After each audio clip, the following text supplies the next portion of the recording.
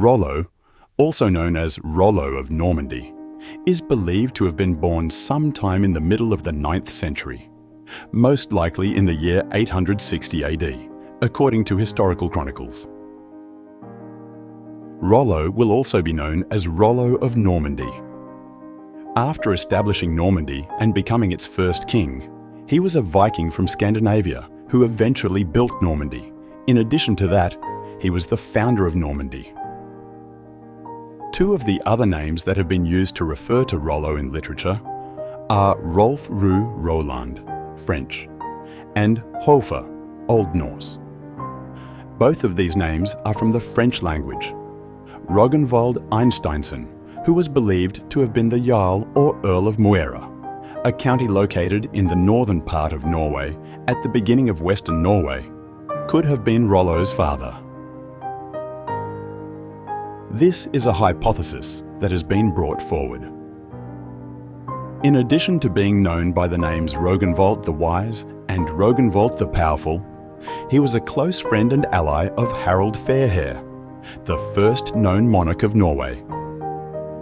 He was also known as Rognvald the Powerful. Rognvald was also referred to by the name Rognvald the Powerful at one point in time. On the other hand, the information that is known concerning Rognvald's life is inconsistent, and the narratives that have been published are frequently twisted and exaggerated. There is a common problem in the sources that involves contradictions in the identification of Rollo's father. This problem has to be addressed. In accordance with certain historical documents, Rollo's father could have been Ketil, and it is possible that Ketil Flatnose was the king of the Isles, which was a Norse monarchy located in the Scottish Isles. King of the Isles Ketil Flatnose was an important figure in the realm. However, this information is not in agreement with other documents, as there are accusations that that Rollo's father was actually Rognvald Einsteinson. This information is not compatible with other papers. However, the extent to which she played a role in Rollo's life is a matter of controversy, and there is exceedingly little data that is publicly available. It is generally recognized that Rollo's mother was a Scandinavian noblewoman by the name of Hilda Horolfsdottir. However, there is very little evidence that is freely available. There are a number of literary chronicles that make reference to the quarrel that took place between Rollo's family and King Harald Fairhair of Norway. Rollo's father and younger brother were both murdered during this combat, and Rollo was driven into exile when his mother, Hildur, petitioned for her son to be granted amnesty. Rollo's father was also considered a victim of this fight. As a consequence of this, Rollo was bound to depart from the country. Rollo is believed to have fled Norway, or possibly Denmark, and then travelled the North Sea, possibly stopping at Orkney.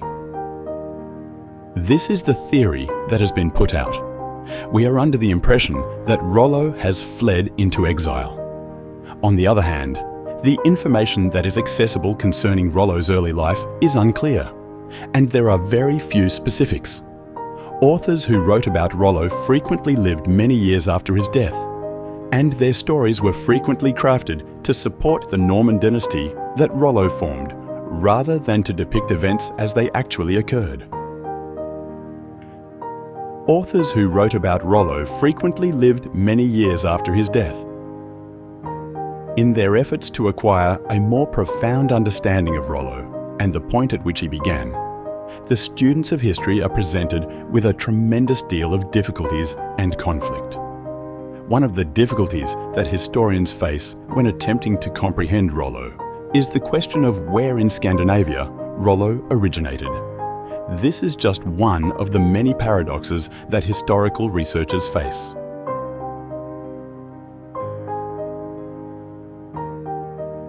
As chroniclers from various eras and places present contradicting stories of Rollo's birthplace and genealogy, the effort to unravel the roots of Rollo, the legendary founder of Normandy, is riddled with complexity and contradictions.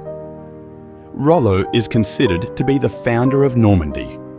There are historians who believe that Rollo was originally from Denmark, such as Dude de Saint-Quentin, William of Jumièges, and Orderic Vitalis. On the other hand, there are historians who believe that Rollo was originally from Norway, such as Geoffrey Malaterra and William of Malmesbury. The myth of Hrolf the Walker, as depicted by Icelandic historian Snorre Sturluson, adds to the mystery. According to Sturluson, Rollo was born in Moray, Norway, in the late 9th century. His parents were Jarl Rognvald Einsteinsson and noblewoman Hildur Hofstadr. Legend has it that Hrolf's enormous stature earned him the nickname the Walker, because no horse could carry his weight, which meant that he had to travel on foot. On the other hand, these assertions surfaced a significant amount of time after Rollo's death, which raises questions about their veracity and historical significance. Modern examinations, such as a DNA analysis that was conducted in 2016 and examined the remains of Rollo's descendants, Richard the Fearless and Richard the Good, were unable to give conclusive evidence that linked Rollo to a particular origin. The identification process is made more difficult by the ubiquitous usage of place names during Rollo's era, as well as by the absence of identifiable national borders between Denmark, Norway, and Sweden.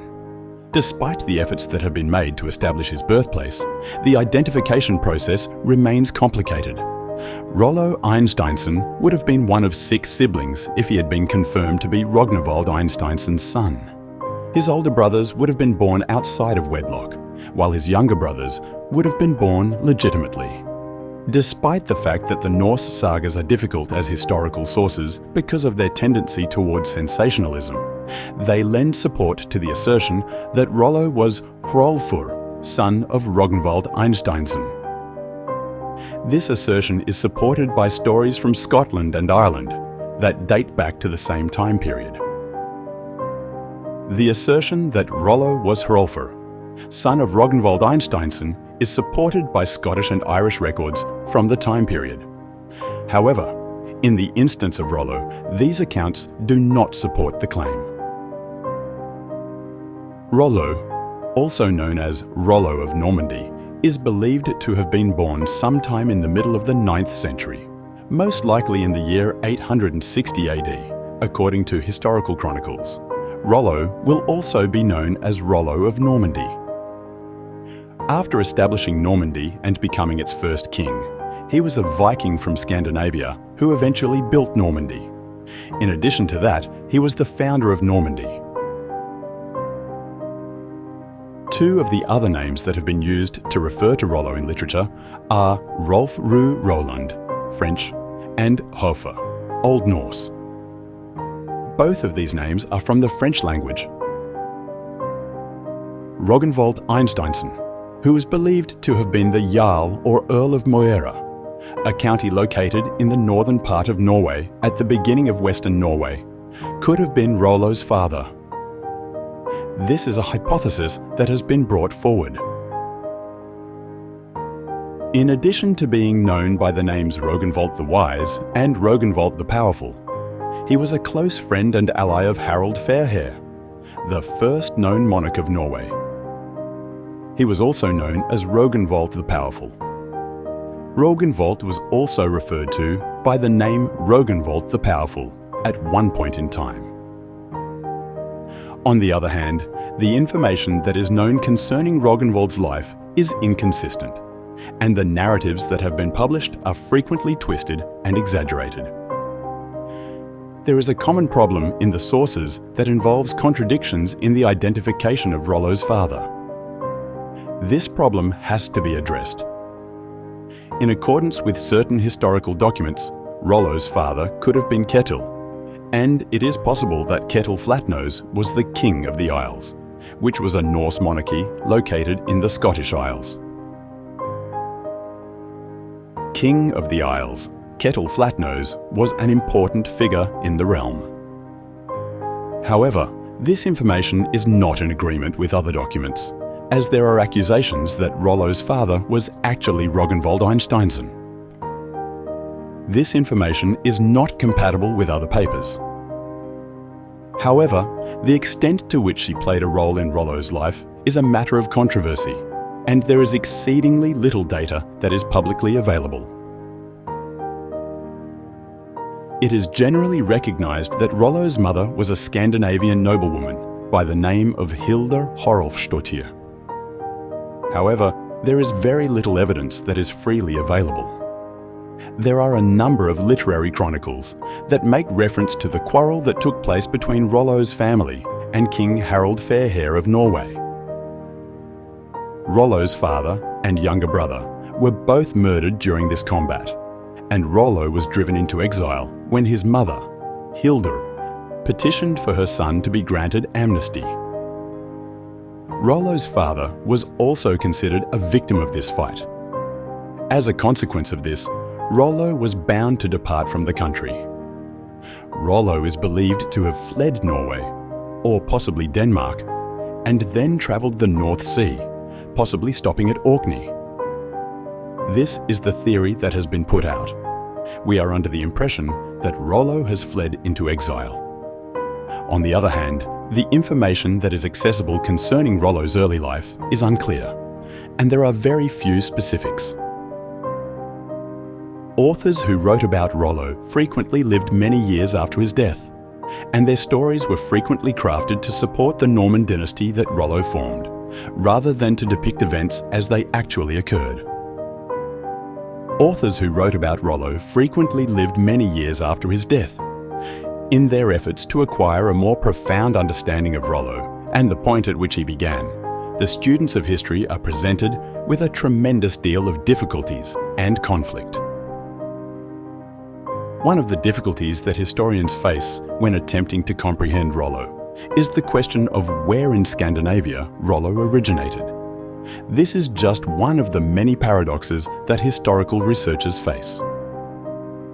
It is well known that Rollo belonged to the Old Norse faith, which is typically referred to as Norse paganism by its Christian neighbours. This ancient religion system was polytheistic, and its pantheon consisted of a large number of gods and goddesses, the most well-known of which were Odin and Thor. According to mythology, the gods were separated into two groups, the Aesir and the Vanir. As a result of an ancient conflict, the Aesir and the Vanir were able to reconcile their powers and consider themselves equal. The Old Norse religion represented a world that was alive with mythological entities such as dwarfs, giants, elves, and spirits of nature, all of whom inhabited the earth. This was in addition to the gods that were included in the religion. Due to the fact that the Old Norse religion was based on an oral tradition, it was deeply rooted in ceremonial activities.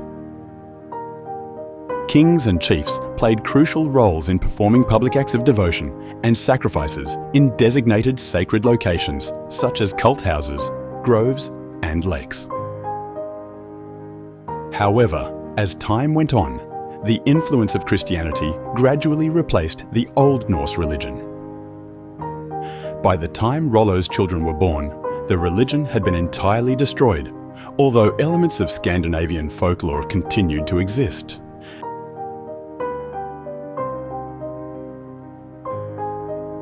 The period of time known as the Viking Age went from the late 8th century to the late 11th century and was characterized by remarkable levels of exploration, trade, and cultural exchange. This period of time lasted from the late 8th century to the late 11th century. There was a considerable impact that Viking explorers from Norway, Denmark, and Sweden had on the early medieval history of Europe and beyond. This impact was felt throughout the world. Before coming back to their homelands, these explorers travelled to a great distance beyond their borders. These courageous sailors sailed enormous distances, all the way to North America, the Mediterranean Sea, the Black Sea, the Middle East, and North Africa. They also travelled to North Africa. In addition to that, they arrived to the continent of North America. During the remarkable journey that the Vikings undertook, longships that were equipped with cutting-edge technology were an indispensable component. These quick vessels, which were differentiated by their long and narrow shape with symmetrical ends, were capable of both river navigation and open sea exploration. They were able to do both of these things. The construction of Viking longships was accomplished through the use of the clinker boat building technology, which was first developed in Scandinavia. After being developed, these vessels were versatile enough to perform a wide range of functions, which was a significant advantage. Not only did they make it simpler to carry out the operations of raids and campaigns, but they also made it less difficult to engage in activities such as exploration, colonization, and long-distance trade. Throughout Europe and beyond, the Viking expansion had a significant impact on both trade routes and commercial activity. This expansion had a deep influence on both of these aspects of commerce. There was a wide network of trade networks among the Vikings, and they engaged in the exchange of goods with areas that were very far away. Silverware from Byzantium, garnets from India and Sri Lanka, money from the Islamic religion, and even artifacts that were considered to be exotic, such as a gold image of Buddha, were among the prominent products that were exchanged. Archaeological digs have unearthed evidence of Viking economic connections that went as far as Baghdad, an important city of the Islamic Empire and the Silk Road trade network. These connections have been uncovered as a result of the discovery of these connections. Silk originating from China was discovered in graves placed all throughout Scandinavia during the time period of the Vikings. This discovery sheds light on the extensive nature of the Vikings' commercial networks. In addition to being merchants, the Vikings were also considered to be active players in the economic systems that were present throughout the time period in which they lived. Along the Volga River, they transported their own trade products, which included furs, tusks, and slaves that they had taken during raids. They also transported slaves. Mobility and participation in commerce were two aspects that contributed to the cultural and ethnic diversity that existed within the Viking culture over the course of its history. A number of factors, including the mobility of people and the practice of intermarriage, as well as the tendency of the Vikings to take brides from other countries, had an impact on the genetic and historical history of Scandinavia, as well as the areas that the Vikings expanded their territory into. The Vikings' trading ports were the most culturally diverse concentrations of Viking activity, because they were areas where people from a wide variety of backgrounds gathered together. This made the Vikings' trading ports the most culturally diverse. This particular kind of diversity was exemplified by Birka, which is located on an island in Sweden. There were between 500 to 1,000 people living in Birka at the time, making it the oldest town in Sweden during the Viking Age. Birka was a bustling centre of economic activity and had a population that was believed to be between 500 and 1,000 people.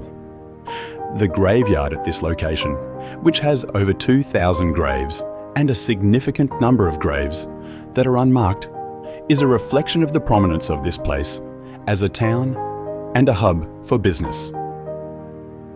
The decline of Birka, which took place about the year 975, however, constituted a change in the patterns of residence that were prevalent at the time. There is a new urban centre that has emerged in the form of Sigtuna, which is a Christian town that was constructed approximately 35 kilometres to the northeast of Birka. This development brought to light the constantly shifting dynamics of Viking society, which were influenced by the increasing prevalence of Christianity and the transformation of governmental systems, which in turn brought about changes in patterns of settlement. The settlement of Hedeby, which is situated on the Jutland Peninsula in modern-day Denmark, and the town of Kopan, whose name roughly translates to marketplace, were two other prominent Viking commercial ports. The first market town in Norway was called Kopan, and it was situated in close proximity to the city of Oslo, presently known as Oslo.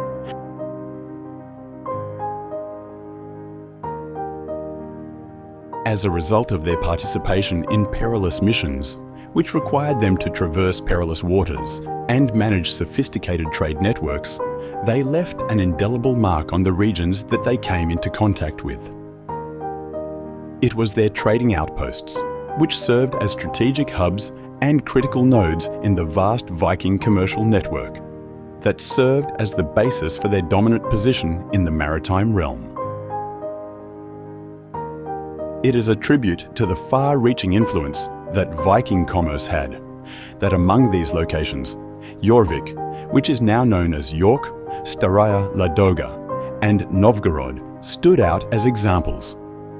The presence of these areas made it feasible to engage in the exchange of goods over extensive distances, thus establishing a connection between Scandinavia and other nations and civilizations that were situated in other regions of the world.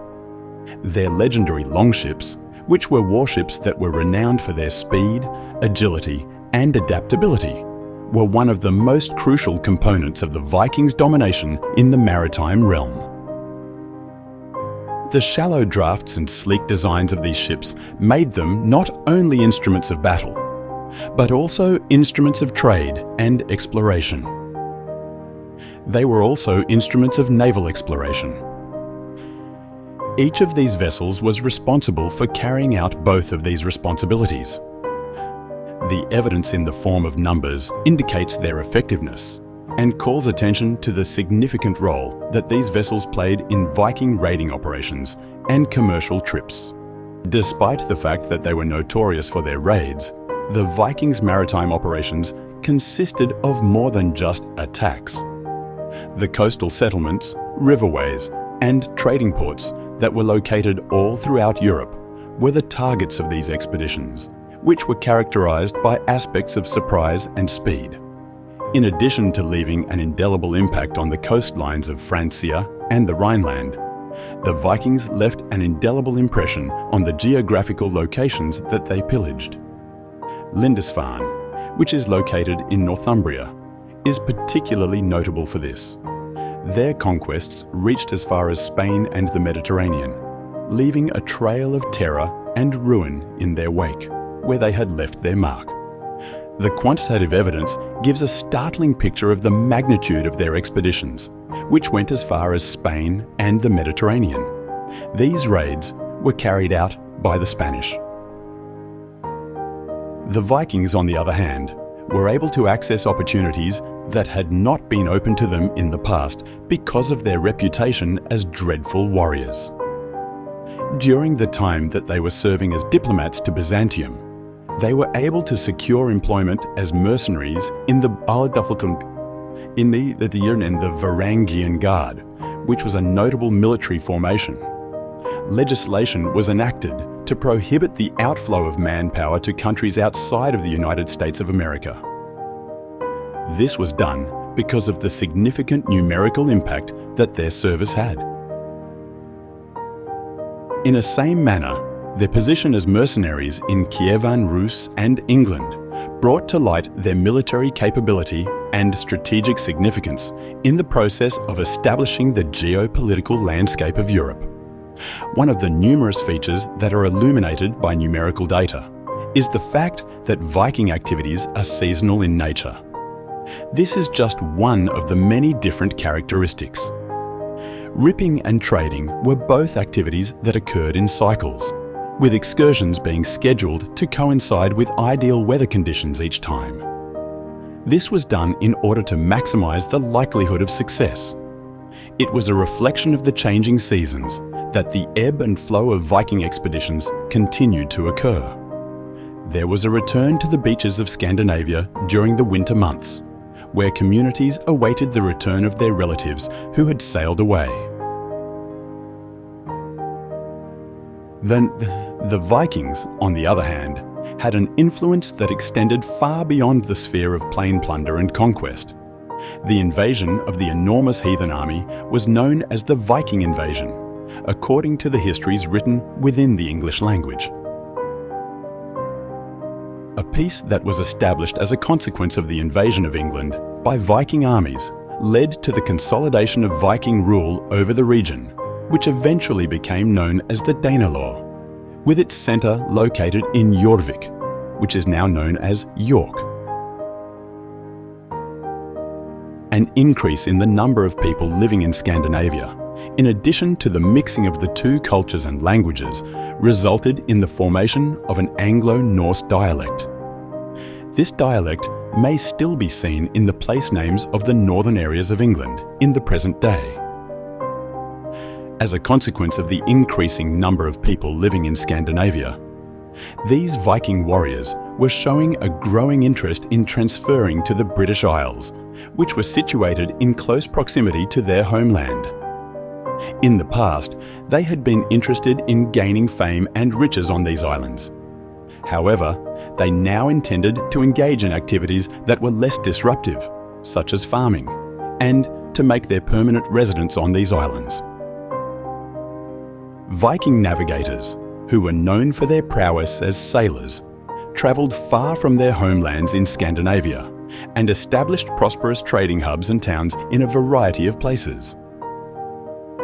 Viking exploration resulted in a number of significant effects, one of which was the discovery and brief settlement of North America. The Vikings were the first Europeans to arrive on the continent, which occurred about the year 1000. Additionally, during this time period, Viking colonies were established along important waterways in Eastern Europe. These colonies played a significant role in the establishment of great dynasties, such as the Rurik dynasty in Kievan Rus. The multi-purpose longships that the Vikings used had a significant impact on the success of their trips, as they made it possible for them to engage in both raiding and commercial activities. It was possible for Vikings to surprise their targets and avoid potential defences thanks to the shallow draft, manoeuvrability, and lightweight design of these vessels. This made them suitable for crossing both coastal waterways and inland rivers. Their raids were not confined to affluent monasteries. Rather, they stretched to coastal towns and inland areas spanning Ireland, England, Scotland, France, and other countries as well. There is evidence to imply that Viking raiding routes extended as far as Spain, the Mediterranean, and the Middle East. These routes targeted cities such as Rouen and wealthy monasteries along the Seine River. In spite of the fact that they were known for their fierce fighting abilities, the Vikings were also involved in commerce and exploration. They established commercial networks that were successful and extended beyond Europe. When the Vikings established connections with Byzantium and the Islamic world, they were able to acquire expensive items such as silverware, garnet, silk, and even a gold Buddha figure. These items eventually made their way into the tombs of Vikings in Scandinavia and Britain. The engagement of the Vikings in trade went all the way to the Volga River, where they participated in the exchange of furs, tusks, and slaves for products from the East. It was common practice to sell unusual commodities, foreign coinage, and cultural influences from all over the world at the bustling trading ports of Birka, Hedeby, and Kopan. These ports acted as transportation centres. Not only did the Viking Age have a significant impact on the economic landscape of Europe, but it also left an indelible mark on the political and social systems of the continent. Settlements established by Vikings resulted in the formation of new communities and cultural identities, which in turn had an impact on subsequent groups such as the Normans, Norse Gaels, and the Rus people. The descendants of Viking settlers played a significant part in the formation of the reigning dynasties of a number of European countries, including the royal families of Russia and Great Britain. Additionally, the progressive consolidation of Norse homelands and the development of distinct nation-states such as Norway, Denmark and Sweden occurred concurrently with the Christianization of Europe. These events took place during the same time period. During the period when Rollo was alive, the political landscape of Europe was marked by multiple kingdoms that were in conflict with one another and power conflicts. The collapse of Carolingian authority in West Francia set the ground for the establishment of powerful vassals and subsequent internal wars within the Carolingian Empire. Francia became an important hub for Christianization activities, which influenced the conversion of Viking lands and fostered cultural interchange between Scandinavia and the Christian world. Francia was involved in the conversion of Viking areas. Additionally, the Vikings continued to play a key role as mercenaries, serving in the Varangian Guard and other military formations across Europe.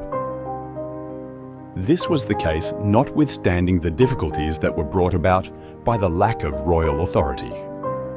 The period of time between the late 8th and early 11th centuries was marked by a series of persistent Viking assaults and confrontations between the West Franks and the Norsemen, which ultimately resulted in the formation of Normandy in the year 911. Around the year 820, Viking assaults began in West France, particularly in the region of the Seine Valley. These raids persisted until the year 911, when peace was mediated between Rollo and King Charles the Simple. The first known encounter with a Viking fleet took place in 841, when a Viking fleet sailed up the Seine and conquered and burned the city of Rouen. The earliest Viking raids that have been documented along the Seine in northern France date back to roughly the year 800. The subsequent raids resulted in the pillaging of wealthy monasteries such as Jumièges and Fontenelle, as well as the siege of Paris in the year 845, during which Vikings commanded by chieftain Reginurus compelled King Charles the Bald to pay a substantial ransom. Despite the fact that initial payments were made to discourage Viking raids, the attacks continued. Notable raids took place in the years 851 and 853, and renowned Viking leaders such as Asgeir and Sigtryg were responsible for them. By the year 858, the profits from Viking raids had reached such a high level that well-known leaders like Bjorn Ironside and Haystein began conducting raids in France, in addition to their adventures in the Mediterranean. In the year 859, there was a considerable increase in the amount of Viking activity. This was due to the fact that internal problems within West Francia produced an opportunity for Viking raids. In order to take advantage of the power struggle that was taking place between King Charles the Bald and his half-brother Louis, Viking chiefs launched attacks on Bayeux, Lyon, and Beauvais. They also executed bishops and pillaged monasteries. King Charles the Bald took defensive preparations in reaction to the increasing number of Viking assaults. These actions included the construction of fortified bridges across the Seine and Loire rivers in order to secure Paris and the Frankish heartland. In addition, he utilized Viking chieftains such as Velund in order to fight against the Seine Vikings, although he was only partially successful. Additional Viking assaults took place throughout the summer of 860, with chieftains such as Haystein and Bjorn Ironside wreaking havoc as far as Italy, plundering cities such as Pisa and Fissel in the region of Tuscany. During this time, Wieland's Viking invaders moved their attention to England and launched an assault on Winchester, which was ultimately repulsed by West Saxon forces. In spite of the fact that military action and diplomatic measures were made to put an end to Viking attacks, the raids continued. As a result, King Charles the Bald recruited local rulers, such as Robert the Strong of Neustria, to fight against Viking commanders such as Valand. On the other hand, a permanent Viking settlement in France did not come into existence until Rollo established Normandy, This was the first time that the Vikings settled in France.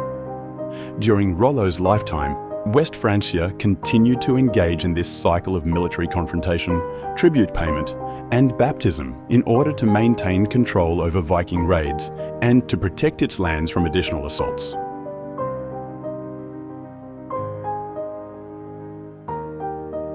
Between the late 8th and early 11th centuries, there was a period of time that was characterized by a series of repeated Viking invasions and clashes between the West Franks and the Norsemen. These conflicts finally led to the foundation of Normandy in the year 911. The beginning of Viking attacks in West France can be traced back to the year 820, namely in the vicinity of the Seine Valley. There was a continuation of these raids until the year 911, when Rollo and King Charles the Simple reached a peace agreement through mediation. The city of Rouen was conquered and torched by a Viking fleet in the year 841, which is considered to be the earliest known encounter with a Viking fleet. The Viking fleet sailed up the Seine River. Around the year 800, the earliest Viking raids that have been reported along the Seine in northern France date back to the time period. As a consequence of the succeeding attacks, wealthy monasteries such as Jumièges and Fontenelle were pillaged. Additionally, the siege of Paris in the year 845 was carried out by Vikings under the direction of chieftain Reganurus. During this siege, King Charles the Bald was forced to pay a hefty ransom. In spite of the fact that initial payments were made in an effort to deter Viking assaults, the attacks continued. There were notable raids that took place between the years 851 and 853, and well-known Viking leaders like Asgeir and Sigtryg were the ones responsible for them.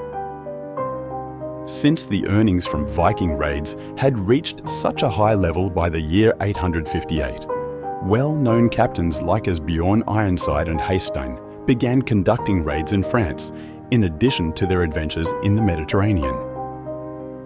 This was because the revenues from Viking raids had reached such a high level. Beginning in the year 859, there was a significant rise in the quantity of activities that was carried out by Vikings.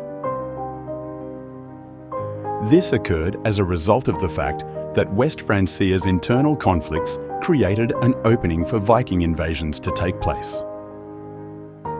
In order to capitalize on the power struggle that was taking place between King Charles the Bald and his half-brother Louis, Viking chiefs conducted attacks on Bayeux, Laon, and Beauvais. These attacks were carried out in order to take advantage of the situation. Monasteries were also pillaged, and bishops were put to death by them. At Enquier, as the number of Viking raids continued to rise, King Charles the Bald made defensive preparations in response to the situation. For the purpose of securing Paris and the Frankish heartland, these measures included the construction of fortified bridges that crossed the Seine and the Loire rivers. Furthermore, in order to combat the Seine Vikings, he made use of Viking chieftains such as Veland, despite the fact that he was only partially successful in his endeavours.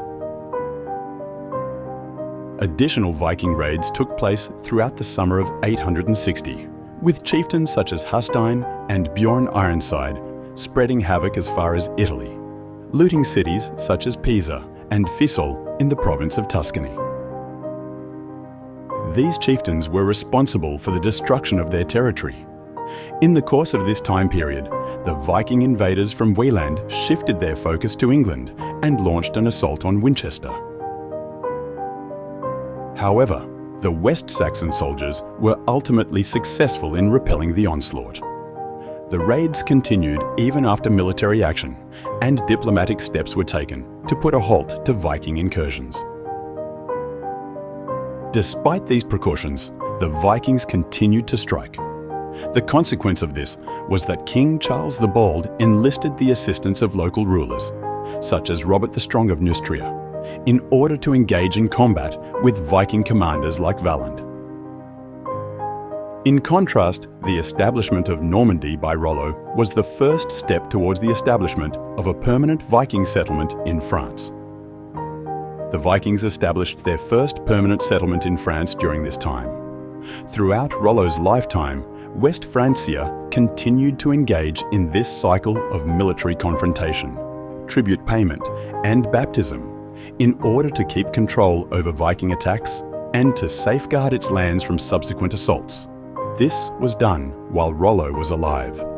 It was Rollo's audacious acquisition of territories along the River Epte and the independent Duchy of Brittany that propelled him to the forefront of famous people.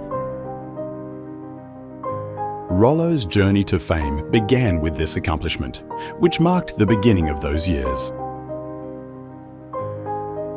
These triumphs, which established his control over vast swathes of land and set the ground for his later clashes with Charles the Simple, the King of the Franks, were the catalysts that made his later encounters with Charles the Simple possible.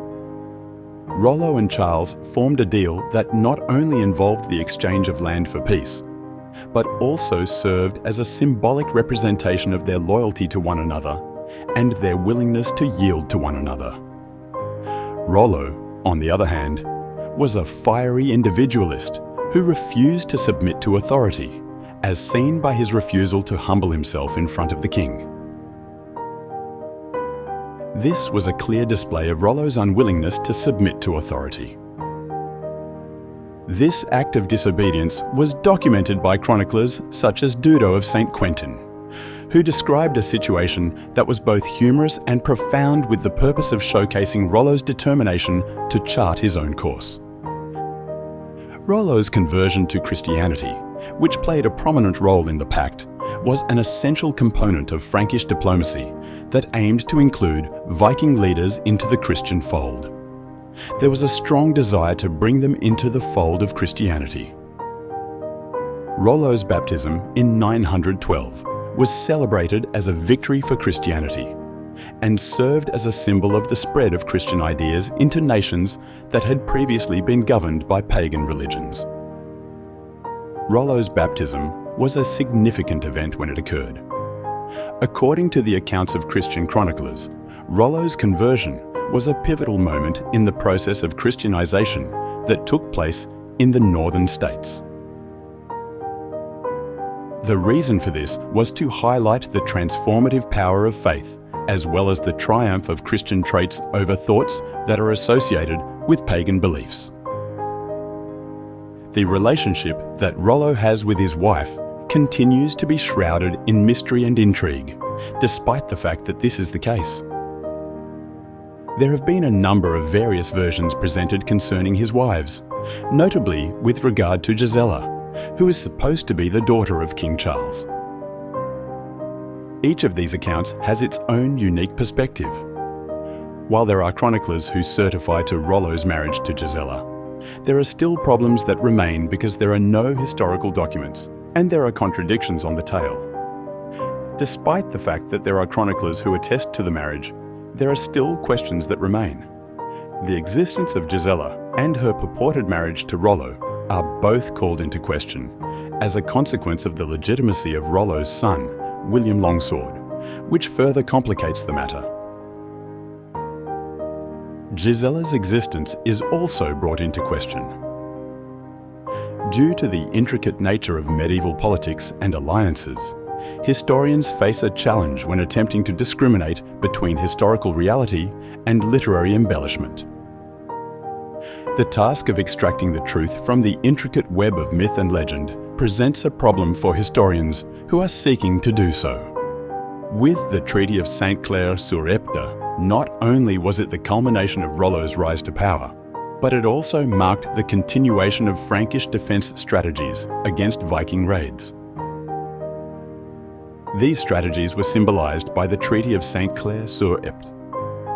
A realistic approach was taken by King Charles, with the intention of reducing the level of aggressiveness displayed by Vikings and safeguarding Frankish territories through diplomatic activities. This logical strategy was chosen by King Charles once he realised that it was pointless to engage in ongoing conflict, As a means of preserving stability and shielding his kingdom from any further assaults, Charles established Normandy as a vassal state. His goal was to defend his kingdom from any further advances. The signing of the pact by Rollo marked the beginning of a new chapter in the history of Franco-Norse ties. This new chapter was defined by mutual respect and diplomatic involvement between the two countries. On the basis of his own experiences, as well as those of his ancestors, Charles the Simple was aware, over the course of several generations, that attempting to push back against the Viking invaders was a fruitless method. This realization was based on the fact that he had experienced both of these things. West Francia's response to Viking assaults had been mostly reactive in the previous century, relying on measures such as paying off raiders with Danegeld. This was the case throughout the previous era. In light of the fact that Charles the Simple saw that there was no point in engaging in direct confrontation, he embraced appeasement as the best practical strategy for protecting his kingdom. The Treaty of 911 with Rollo, on the other hand, marked a departure from these reactionary measures and a move toward a solution that was more proactive and lasting. Rollo's commitment to the conditions of the contract and his determination to fulfill his commitments as a vassal of the Frankish monarch were the distinguishing characteristics that set him apart from other Viking kings in preceding times. Rollo had a genuine dedication to preserving Normandy and ensuring that Viking attacks in the region came to an end. This was in contrast to the ephemeral raiders of the past who pillaged and then fled the region. It was because of this newly discovered stability that he was able to concentrate on governance and the implementation of comprehensive reforms. An approach that was multidimensional and aimed at restoration, reformation, and the establishment of law and order was one of the defining characteristics of Rollo's governance in Normandy during his reign. He placed a high priority on the restoration of churches, the reconstruction of city walls, and the fortification of vital areas because he understood the significance of rebuilding after years of conflict and instability. A physical repair of the region was not the only thing that these efforts represented. They also served as a demonstration of Rollo's dedication to maintaining peace and stability in the region. The implementation of a thorough legal system, which took its cues from the legal traditions of Scandinavia, was an essential component of Rollo's government. By replacing passive laws that just advised appropriate actions with legislation that could be enforced, his legal code placed an emphasis on human responsibility, honour, and accountability. During Rollo's reign, the severity of punishments for crimes such as theft, murder, assault, and fraud increased. This was a reflection of Rollo's unflinching dedication to preserving the order of society and discouraging criminal activity. An tale that involves a farmer's wife attempting to commit fraud is a good illustration of the legal reforms that Rollo implemented. It was stated that a farmer's wife attempted to take advantage of a change in the law that required farm tools to be left in the field overnight by concealing them and alleging that they had been stolen. This narrative demonstrates how effective Rollo's legal reforms are in maintaining the integrity of society and sustaining the rule of law. Rollo's severe enforcement of the law and rapid administration of justice are two examples that illustrate this efficacy. The guy was reimbursed by Rollo for the loss of his tools, and Rollo asked that the men who were suspected of taking the tools be put on trial through the use of torture.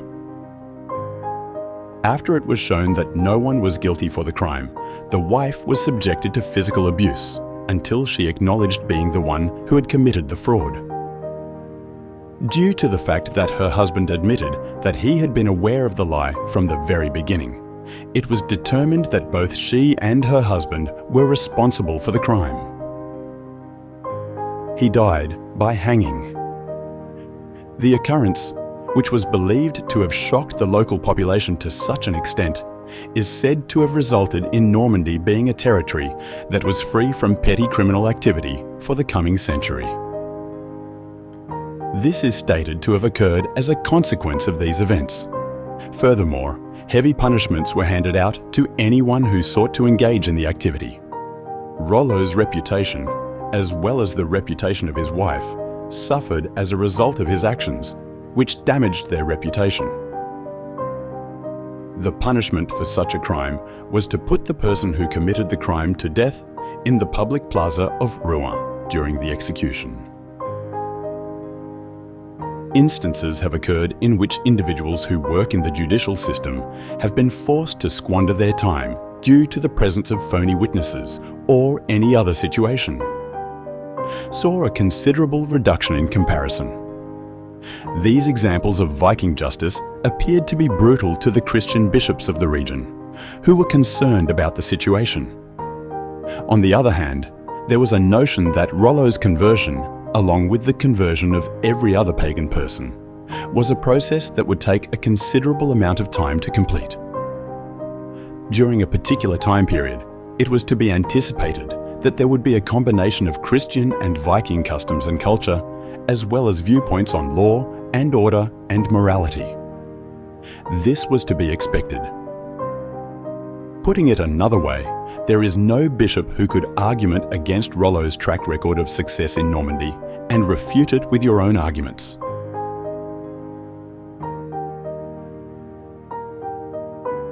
Both the prosperity that he had brought to the region and the fact that he had taken care to maintain law and order were indisputable. Rollo's dominion over Normandy was a prosperous one. Over the course of his life, Rollo was known by a number of different titles, one of which was Chieftain Rollo, but his favourite appellation is still unclear. His rule was marked by a complicated combination of loyalty, geographical expansion, and political manipulation. His reign was characterised by these three factors. The commencement of Rollo's personal and political development may be traced back to the initial agreement he made with King Charles the Simple of West Francia. He made a solemn oath of allegiance to Charles, and in exchange, he was given territory in the region that would emerge as Normandy in the future. Together, Rollo's efforts to curb Viking incursions and his dedication to upholding law and order in his realms were two of the factors that contributed to his success as a monarch. However, in 922, when Charles was ousted and Robert the Frey ascended to the throne, his loyalties went in a different direction. Rollo continued his raiding activities in order to expand his realm to the west, despite his refusal to acknowledge Robert's authority.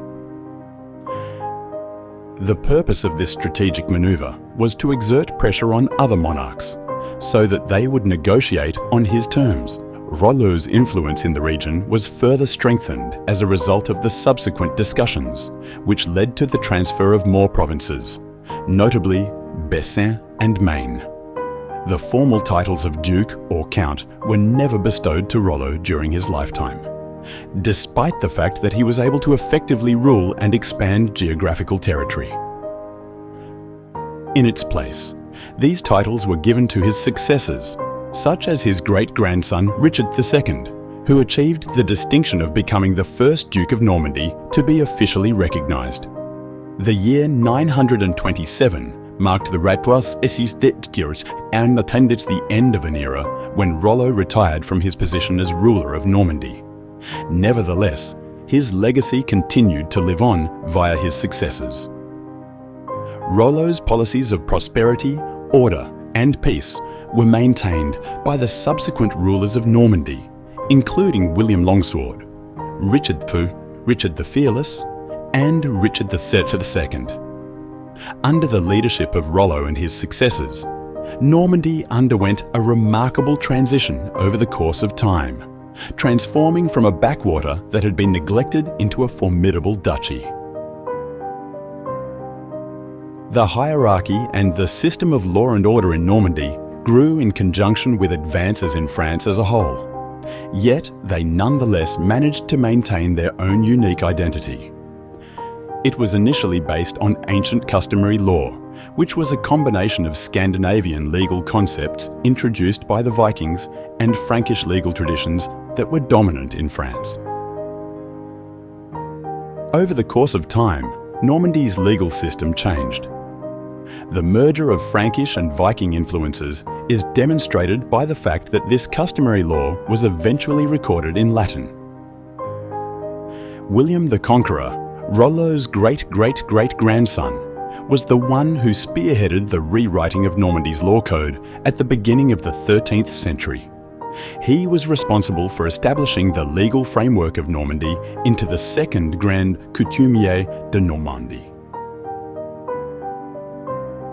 A comprehensive legal system that incorporated royal legislation, Roman law, medieval Frankish law, and canon law was established as a result of this reorganization, which signified the transition from ancient customary law to the Roman legal system. The Coutume de Normandie, which is the customary law of Normandy, continued to be in effect in the Channel Islands until the French Revolution. However, it was not employed in France with the introduction of Napoleon's civil code in the year 1804. When Rollo's ancestors were in charge of the Society of Normandy, feudalism was a crucial factor in the formation of that society. Following the Norman conquest, Normandy formed a regulated social and political hierarchy by adopting the feudal system, which was similar to the system that was used in the rest of France and England until that point. A manorial system was established in which peasants were forced to work on the land.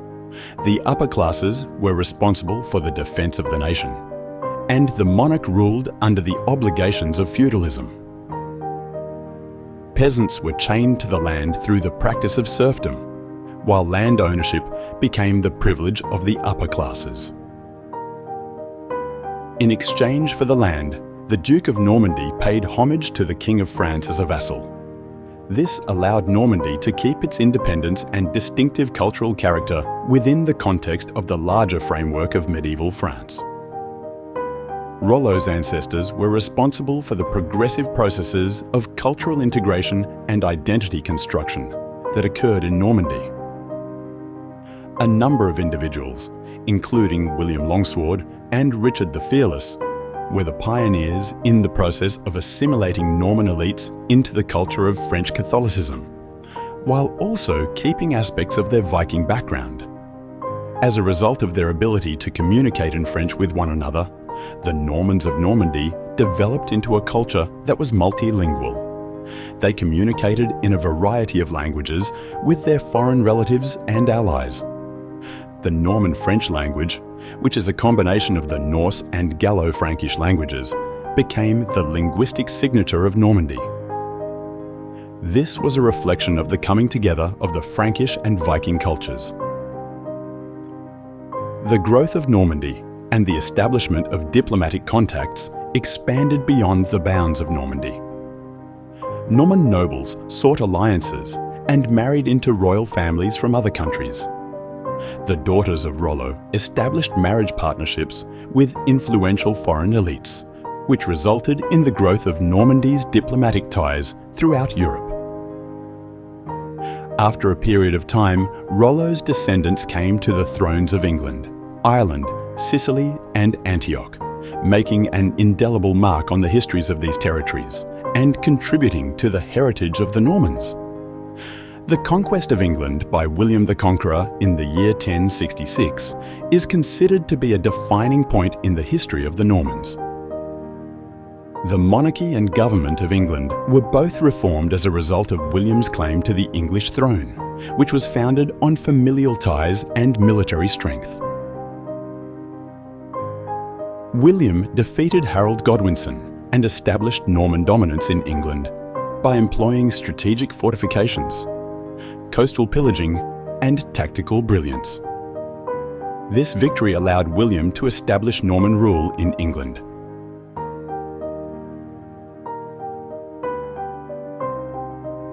Following his ascendancy to the throne of England, William went on to put the experiences and knowledge that he had received from his Norman heritage to use in his reign.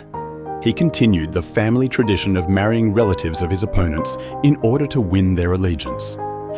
And he coordinated with a considerable number of the people who were already serving as bishops. He was successful in gaining their support. Furthermore, he was responsible for the construction of massive castles and fortifications, both of which were widely used in his own country of France, including either the White Tower or the Tower of London in the list of properties. William's castles were everywhere in England, even as far north as York, and they served as a reminder of the Norman power and permanence that prevailed during that time period. William's castles were placed all across the country. The construction of William's Castle brought about a revolution in the environment, but the Norman reign in England also left an indelible stamp on English law, the ownership of land, and the organisational framework of the government. William's Castle was the catalyst for this transformation.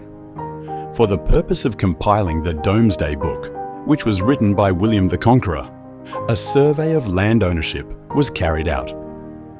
The survey revealed that the church controlled 26% of the land, while the Normans possessed almost all of the property. A classic example of Anglo-Saxon. Over the course of time, those who were privileged were gradually replaced, and the locals only possessed around 5% of the land. Both the administration and the judiciary were now operating in French as their official language of communication. In the same way as it happened in Normandy, the feudal system was formalized throughout this time period. As time went on, the social classes became stiffer. Magnates who had been given titles and lands by the monarch were invited to take part in royal councils prior to the establishment of the House of Lords. These councils functioned as the predecessor of the House of Lords. Local landowners who do not possess titles to their properties remains responsible for the management of the community's affairs. In addition, there is evidence that the Normans left their mark on the history of the royal family in England. In the course of a civil war that lasted from 1141 until 1148, Matilda, who was the granddaughter of William the Conqueror, governed for a brief amount of time after the conflict began. It was in the year 1172 that her son Henry Plantagenet became King Henry II and ascended to the throne himself. Due to the fact that the current members of the British royal family are direct descendants of the House of Plantagenet, the House of Plantagenet has been inherited by the current members of the royal family. More specifically, Normandy. For the invasion of Sicily that took place in the year 1091, the Hauteville line, which was another line of the House of Normandy, was the one that was responsible. The Vikings had been present in the region of Italy for a considerable amount of time and had been active there. With the year 860 having passed, there have been, it is said that Vikings from Francia travelled to Iberia and what is now Italy. These narratives have been found in many historical sources. The River Arno was utilised by the Vikings in order to take control of the port city of Luni, which is situated in the northwest region of Italy, as stated by the chronicler Dudo. Not only pizza, but also Fissol. There is a high probability that Viking mercenaries serving for Byzantium, the Varangians, and Viking traders would have travelled through the territory of Italy on multiple occasions. A location to the north of Florence would have been appropriate for these individuals. The Arab Muslims were successful in seizing control of Sicily from the Romans in the year 965. The Byzantine Empire, as well as succession, crises, and rivalry among provincial rulers, produced a hole that the Normans were able to fill at the beginning of the 11th century. The Normans were able to fill this void It was during the time that Norman Robert Guiscard was still the Duke of Apulia that, along with his brother Roger Bosso, Robert Bosso was given the title of Duke of Sicily by the Pope. The Pope wanted them to seize control of the island and return it to its Christian state, so he gave them the title. Moreover, the title was bestowed upon Calabria. In the month of May in the year 1061, the Norman brothers began their invasion and was responsible for the construction of the first Norman castle in Sicily, which was known as San Marco dell'Onzio and was situated in Messina. In order to continue acquiring information from the areas and civilizations that they had conquered, the Normans in southern Italy combined Lombard, which was a type of grape. There is a blend of architectural techniques from northern Italy, Byzantine architecture, and Islamic architecture that may be found in the defences of the Kingdom of Sicily. This architecture is known as Norman Arab architecture. Following the continuation of the attack on the island for a further 10 years, a siege was placed on Sicily. On Palermo, the Normans were victorious in their attempt to take control of the city. In the year 1071, on the 10th of January, Robert, Duke of Sicily, bestowed upon his brother the title of Count of Sicily and partitioned the island with the goal of selecting Roger as the receiver of his peace by capturing it. This occurred within the context of the partitioning of the island. Those Arabs who were still alive owned landholdings. It was not until February of 1091 that Roger was finally able to complete his conquest of Sicily and gain possession of the entire island. Afterwards, he proceeded to seize possession of the island belonging to Malta. Latin American Christianity eventually made its way back to the island of Sicily and Palermo, where it was first practiced. It eventually became the capital of the nation. The Holy Roman Emperor Henry III the Sixth is said to have invaded Sicily in 1194 on behalf of his wife, Constance, who was the daughter of Roger. This story is based on historical evidence. It was as a consequence of this invasion that the Kingdom of Sicily was brought down. On the other hand, the impact of Norms. The Holy Roman Emperor Frederick II, who was partly Norman, was anointed King Frederick II of Sicily in 1198. He went on to become Holy Roman Emperor in 1212, further consolidating the Holy Roman Empire's position as the dominant power in the world. 1194 was not the year that brought an end to the conflict that had been going on in Sicily over the years. The House of Normandy is considered to be a significant distance away. Approximately in the year 1098, the Principality of Antioch was established. This principality is situated in close proximity to what is now Antakya and Turkey. This took place around the same time when Sicily was taken over by the Italians. In the course of this time period, the United States beginning in 1096 and continuing until 1099, the Holy Land was the site of a religious conflict known as the Crusade. During this fight, a significant number of Normans served.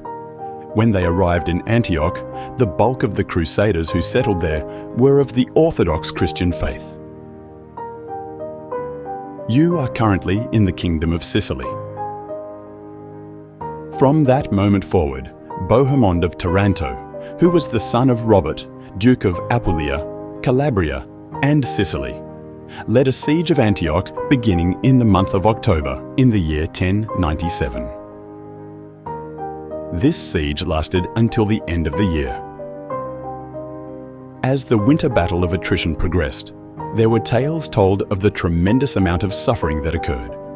Tales were circulated about crusaders who, in order to ensure their own survival, were forced to swallow the remains of those who had been killed in battle. Although Bohemond was a notable Norman ruler in Antioch, he was confronted with a number of problems that put the stability of his reign to the test. The Norman line of rulership in Antioch endured, displaying their capacity to persevere in the face of hardship, despite experiencing a number of losses, including being captured in combat and losing land to the presence of the Byzantine Empire. The Normans continued to dominate Antioch through several generations, including Bohemon's nephew Tancred and Bermond II, who was Tancred's son. Despite the altering geopolitical dynamics, Antioch continued to be governed by successive generations of Norman monarchs, including becoming a vassal state of the Mongol Empire by the year 1260.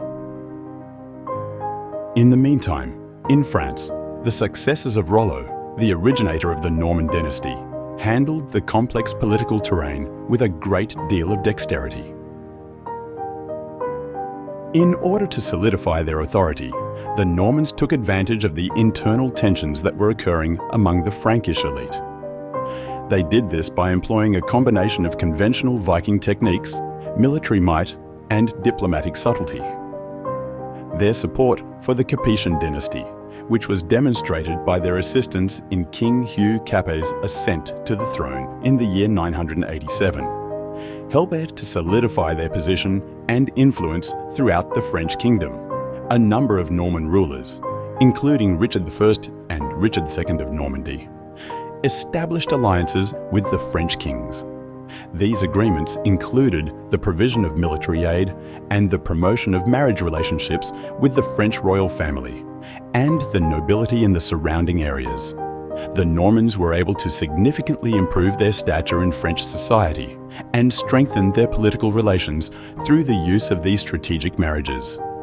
There was a common practice among the bourgeois, the Dukes of Normandy, to marry their daughters and sisters into the French royal family, as well as to noblemen from neighbouring regions. The method that Rollo employed, which consisted of agreeing to be ruled by the Frankish king, became more challenging for his direct descendants.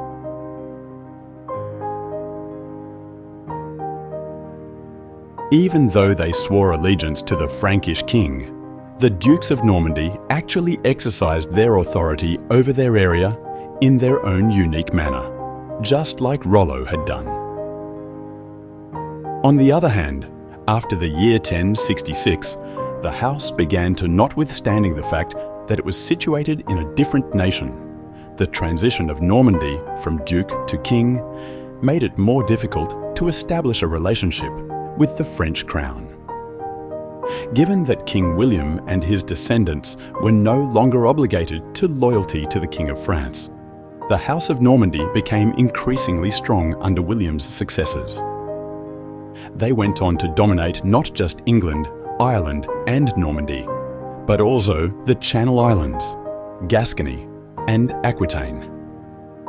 This was before they were able to rule over all of these territories. The descendants of Rollo remained to dominate Normandy until 1204, when John Lackland lost the duchy to Philip Augustus, the King of France. These descendants continued to rule until that year.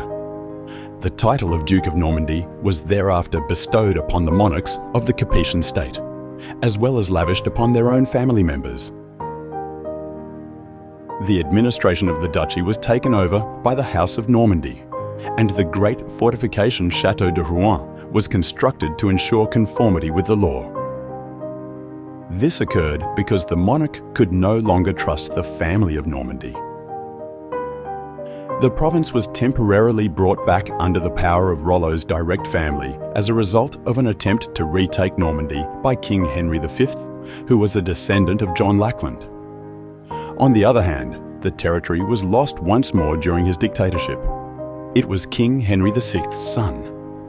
There was a continuation of the practice of Norman law in Normandy, particularly when the barons and cities of Normandy coerced the King of France into signing the Norman Charter in the year 1315.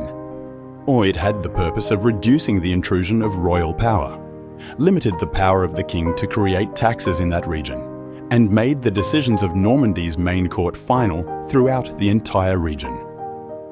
Despite the fact that the charter was violated on multiple occasions by the French. the monarchy became more strong, and Rollo himself would not have been able to foresee the long life that Normandy would spend under the authority of his direct dynasty. This is because the Vikings were more frequently transient settlers. However, here's as the Normans continued to exert their authority over Normandy and extend their influence into England, the role that they played in the establishment of the duchy grew increasingly significant. Early chroniclers, such as Dudot of Saint Quentin and William of Jumièges, were eager to document the events that occurred. Imply that Rollo was the single creator of the great Norman monarchy that began in the Middle Ages. The Dudot of Saint Quentin was a Frenchman who established a cordial working relationship with the newly founded rulers of Normandy, and went on to become their historian. Detailed the lives of Norman leaders in a level of detail that had hitherto been reserved for only bishops and abbots. This level of detail had been not available before. The purpose of his writing, which he did between the years 995 and 1015, was to celebrate Rollo was one of the early pioneers of the Norman movement. His work was then expanded upon by the Norman monk William of Jumièges, who wrote after the Norman conquest of England in 1066, with an even greater resolve to honour the Norman dukes. His work was a significant contribution to the Normans. It was Dudot and William of Jumièges who were responsible for shaping the history of the Normans. They frequently focused on the Normans' transition from being pagan Viking raiders to Christian conquerors and leaders. Rollo's narrative, which Dudot had almost entirely dominated. Although Rollo eventually arose, Normandy was largely displaced by William of Jumièges, who included the roles of other major Vikings, such as Bjorn Ironside and the Danes in general. However, Rollo ultimately emerged as the dominant figure, to serve as the primary protagonist in the narrative of the dynasty.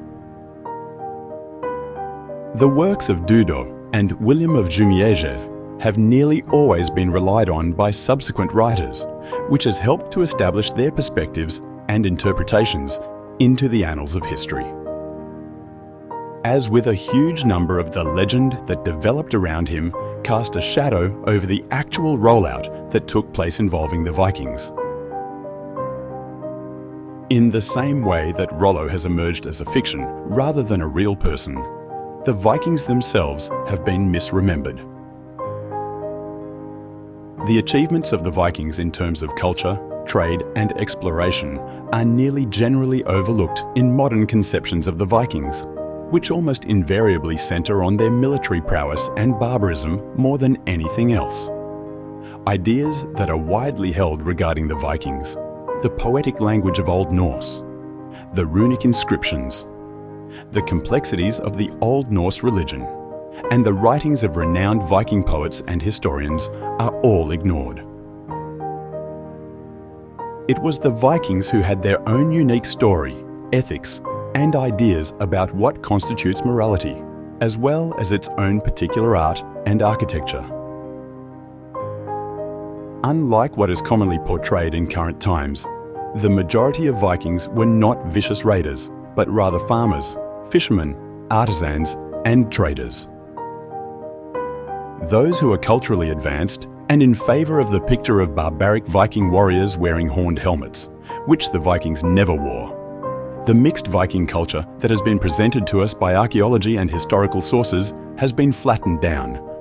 As far as the ancient Norse religion is concerned, interpretations have either concentrated on the violent parts of the religion, such as the wars that took place between the gods, or on the replacement of paganism with Christianity. In particular, the 18th and 19th centuries witnessed the emergence of a more idealized portrayal of the Vikings, in which they were portrayed as upstanding barbarians who were saved by their conversion to Christianity. On this day, the only important periods in Viking history that are frequently depicted and remembered are those that include raiding and conquest. In general, The events that occurred during the Norman conquest of 1066 are taught in British schools.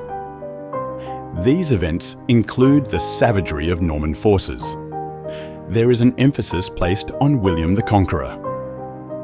On the other hand, just as the chroniclers who concentrated almost solely on Rollo's dealings with Charles, the ordinary things that occurred in Rollo's earlier life are not included. On the subject of Rollo's parentage, the arguments.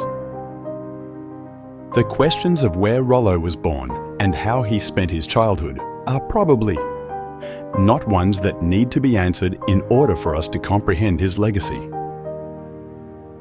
The legends and legends that have been passed down through the generations about Rollo, which obfuscate him as a person to some degree, may have